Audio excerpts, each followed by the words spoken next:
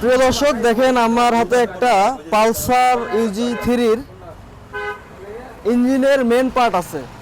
সেই মেন পার্টের এই যে দেখেন এখানে একটু ভাঙা আছে। সেই ভাঙাটার কি কারণে? অ্যাকচুয়ালি এই জায়গায় থাকে গিয়ারের স্টপারটা থাকে।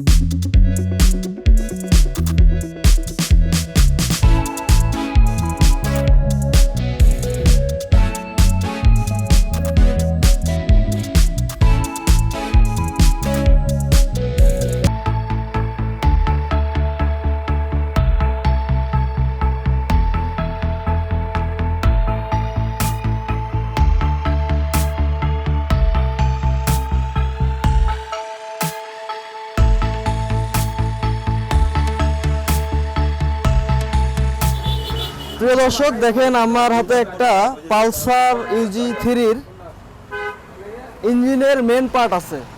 সেই মেন পার্টের এই যে দেখেন এখানে একটু ভাঙা আছে।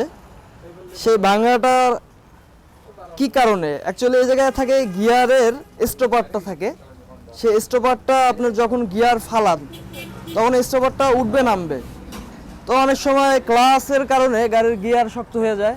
সে কারণে যদি খুবই জোরে পা দিয়ে জোরে জোরে মারে তাহলে এই সমস্যাটা আপনার হতে পারে, বেশিরভাগ সম্ভাবনা এটা। এরপরে এটার ইঞ্জিনের বডিও পুরাতন হয়ে গেছে, সব মিলিয়ে এই জায়গাটা ফেটে গেছে আর কি। তো এটা এখন আমাদের যা করার, এটা চেম্বারটা চেঞ্জ করতে হবে।